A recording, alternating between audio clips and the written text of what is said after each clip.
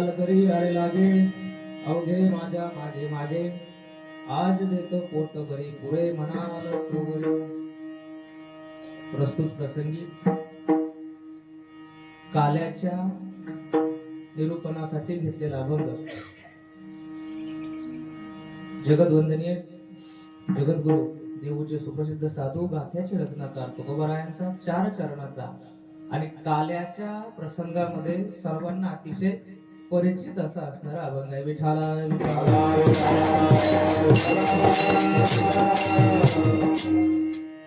यायचं असेल तर माझ्या मागे याल तरी. का? कारण आज मी तुम्हाला पोट भरून देणार आहे. पोट भरून देणार आहे म्हणून काय धावत पळत येऊ नका, घाई करू नका. हळू हळू हळूहळू या. आणि एकदा पोट भरलं ना पत्रवळीतलं खरकट घरी घेऊन जाऊ नका. तुका म्हणे सांडा घाटे ते नेऊ नका, त्याने पोट भरू नका. कारण मी तुम्हाला जे देणार आहे तेच पोट भरून देणार आहे. इतर गोष्टीची गरज. हा 4 चरणाचा सरळ भावार्थ आहे. कीर्तन संपलं. विठाला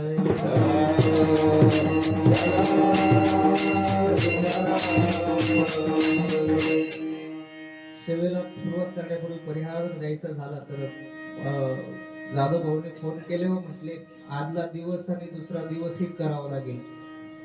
तर म्हटलं दुसरा दिवस करावा लागेल पण 7:30 ला मला शाळा असते.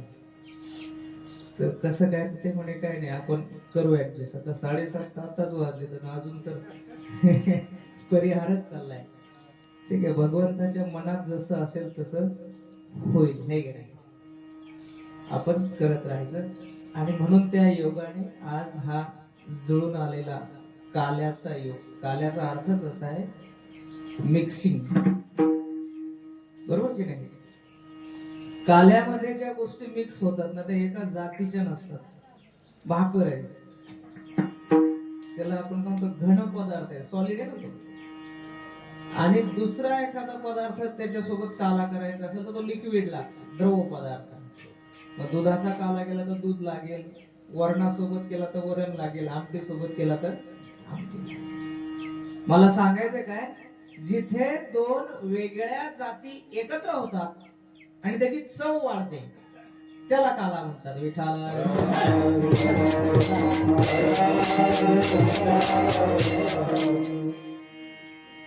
आणि काल्याच्या दिवसाचं एक असं वैशिष्ट्य आहे, 7 दिवस तुम्ही सप्ताहात नसा, कीर्तनात नसा, पण काल्याच्या प्रसादाची एक लाही माहिती आहे ना, त्याला काय मुरमुरे म्हणतो, एक लाही जरी वाट्याला आली तर सगळ्या सप्ताहाचं पुण्य पदरात पडतं. म्हणून काही जाणकार जुनी मंडळी असे त्यांना 8 दिवस जरी बनलं नाही पण ते काल्याचा प्रसाद खायला नेमके येतात. आणि ज्याला असा प्रसाद मिळतो त्याला तुकोबारांना वैकुंठ येतो ऐसे नाही वैकुंठात सुद्धा असं भेटत नाही. तो काल्याचा प्रसाद जो आहे तो या ठिकाणी काल्याच्या कीर्तनामध्ये भेटत असतो. म्हणून सगळ्या कीर्तनाचं सार, बरोबर, दुधाचं दही बनवलं. काय बनवलं? त्या दह्याचं सार काय? लोणी. बरोबर. तसं ह्या सगळ्या सप्ताहाचं सार म्हणजे काल्याचं कीर्तन असतं. आणि एकदा काला झाला की हला, काला झाला की, आणि समजा काला झाल्यावर एखादा परत आला उद्या तर आपण काय म्हणू? का आला? विचारा.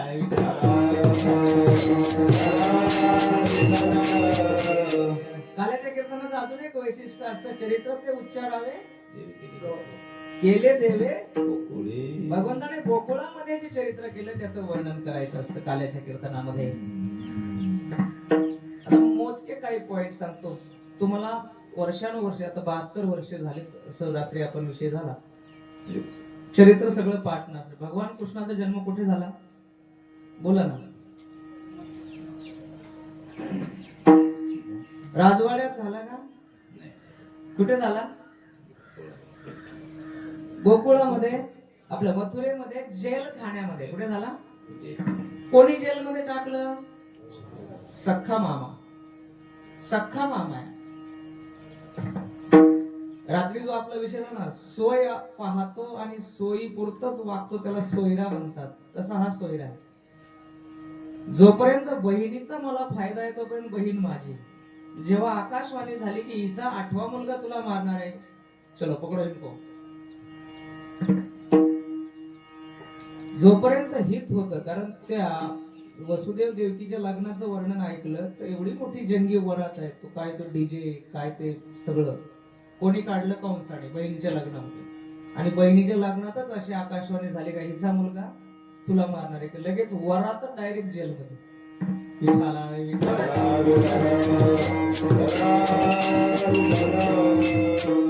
आणि त्या जेलमध्ये बघतील प्रत्येक वेळी जन्माला आलेला मूल तो कंस मारायचा. आणि 8व्या वेळेला जेव्हा देवकी मातेला बाळ झालं तेव्हा योग मायेने सगळी पहारेकरी झोपले, दरवाजे आपोआप उघडले, हाताचे साखळदंड गळून पडले असं म्हणतात. त्यानंतर यशोदेने आपला वसुदेवाने तो घेतला आणि यशोदेच्या कुशीमध्ये नेऊन ठेवला. आणि यशोदेला झालेली मुलगी ती मथुरेत घेऊन आला. आणि ती मुलगी अशी सगळ्या वाटेने शांत बसली, पण कंसाच्या जवळ आल्यावर रडायला लागली.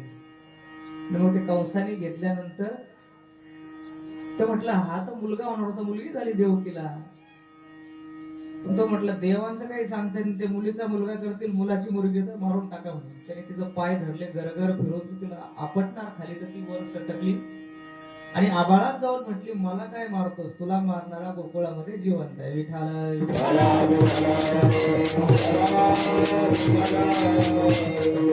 आणि हा जो गोकुळामध्ये गेला तो जसा तिसा मासाने मोठा होत गेला तस तसे त्याच्या एक एक लीला. भगवंताचा जन्म कोणत्या तारखेचा आहे? 8 तारीख. आपल्या मराठी कॅलेंडर मध्ये 8 तारीख अष्टमी. अष्टमी, नवमी, दशमी आणि कालच्या एकादशीला मावशी आली. कोण आली? काय तिचं नाव? बस कोण सांगत नाही. त्यानंतर शकटासूर. शकट म्हणजे बैलगाडी. बैलगाडीचं रूप घेऊन शकटासूर पाठवला, त्यालाही मारलं. त्यानंतर तृणावर्ता चक्रीवादळ, त्यालाही भगवंताने मारलं. त्यानंतर धेनुकासूर आला, त्यालाही मारलं. आघासूर आला, त्यालाही मारलं. बकासूर आला, त्यालाही मारलं. कालिया नागाला त्या यमुनेच्या डोहाच्या बाहेर काढून दिलं. असे सगळे प्रकारचे पराक्रम. गोवर्धनाची पूजा सुरू केली, इंद्राची पूजा बंद केली. आणि असं सगळं करता करता भगवंताचा जो खट्याळपणा आहे तोही चालू होता. आणि मग त्याचा खट्याळपणा बंद करण्यासाठी आई काय म्हटली, उद्यापासून तू कुठे जा? जा बाईला. अभ्यास नाही करत, त्याने थोड्या काढतो. आणि मग तो तिथे गेला जंगलामध्ये. आणि गुरु असे चरत असताना त्याने ते सगळ्या गोपाळांसोबत खेळ मांडावा. आणि खेळता खेळता गोपाळांनी म्हणावं की आता बस झालं रे, भूक लागली. आणि मग तो म्हटला चला आणा तुमच्या भाकरी, कोणाची शिळी असेल, कोणाची ताजी असेल, कोणाची गव्हाची असेल, कोणाची नागलीची असेल, सगळ्यांच्या एकत्र करायच्या. आणा तुमच्या भाकरी आणा आणि आता सगळे इकडे या, तुम्हाला पोट भरून देतो पहिल्या चरणामध्ये. याद तरी याद लागे, याद तरी याद लागे, याद तरी याद लागे, याद तरी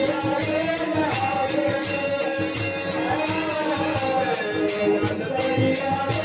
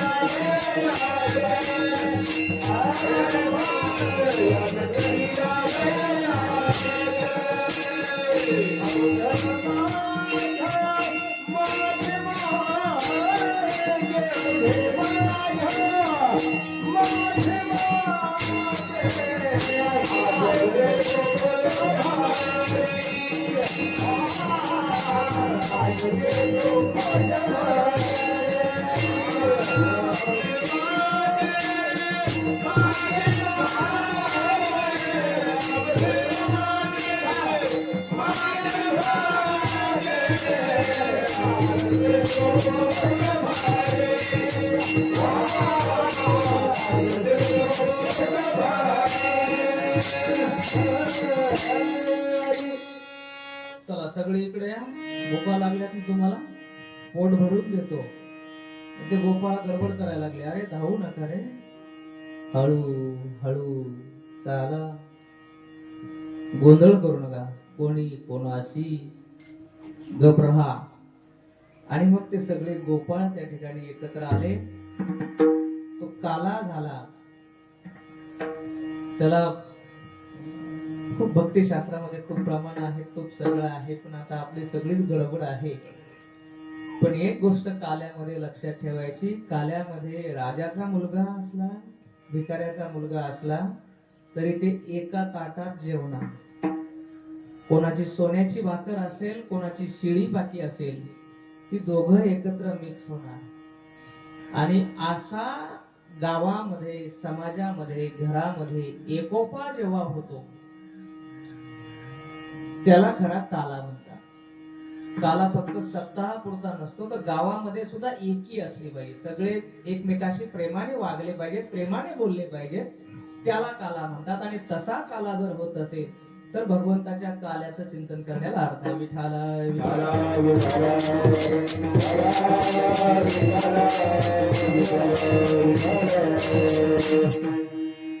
आणि मग आता काला झाला, जेवण झालं सगळ्यांचं, आणि बाकीची मंडळी मग ते खरकट, तर म्हटले खरकट इथे टाकू नका, त्या यमुनेमध्ये हात धुवू नका. हात धुतले तर ते देव माशाचं रूप घेऊन येतील आणि ते कण खातील. देवांना तर दिलेच नाही पाहिजे. वैकुंठी तो ऐसे नाही, त्यांना नाही द्यायचं, तुम्ही नाही खायचं. ते हात इकडे पुसले त्यांनी. तुका म्हणे सांडा. घाटा कशाला म्हणतो? घाटा, आपण एखादी गोष्ट करतो ना, आणि ती गोष्ट करता करता जे बाजूला वाया जातं त्याला घाटा म्हणतात. आपण सगळे भाकरी करतो माता, चपातीचं पीठ मळतो म्हणा, भाकरी करतो, असे 2-4 कण उडतात का नाही बाजूला, याला घाटा म्हणतात. ते खातो का आपण? मधलं खातो. तसं भगवंताने लोण्याची घागर जरी हे केली असेल तर बचकेत भरल तेवढं खायचं.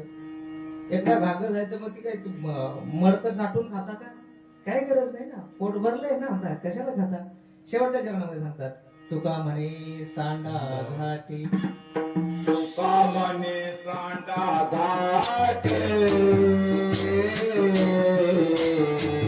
तुका म्हणे सांडा घाटे,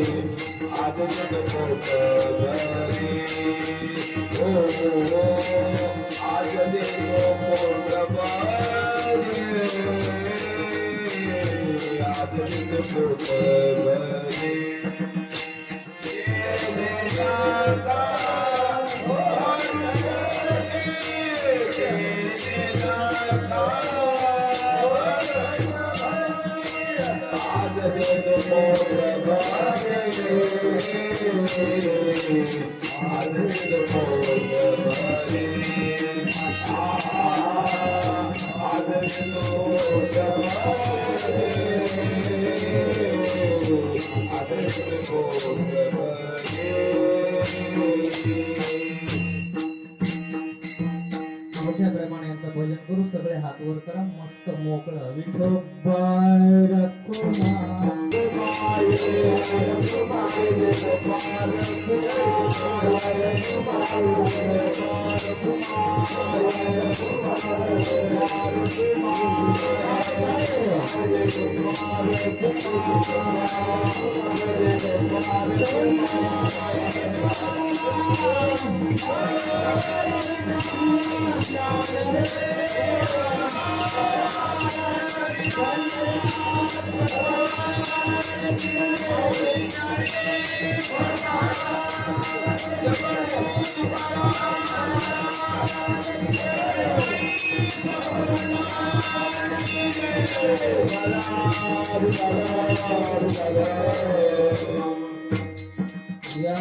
अरे आगे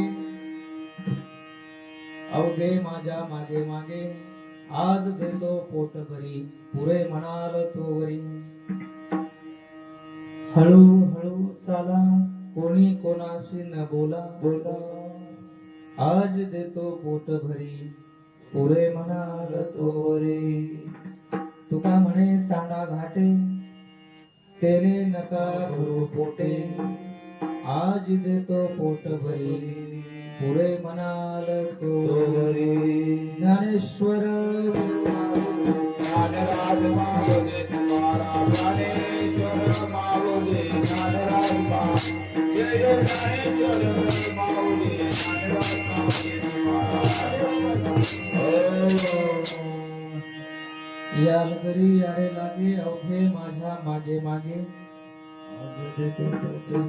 खूप सुंदर अभंग आहे. चिंतनासाठी पूर्ण असे 2 तास पाहिले. भगवंताचं चरित्र मधुराधिपते मधुर मधुर आहे सगळं. भजे भजैक मंडनम समस्त पाप खंड. मजा आहे.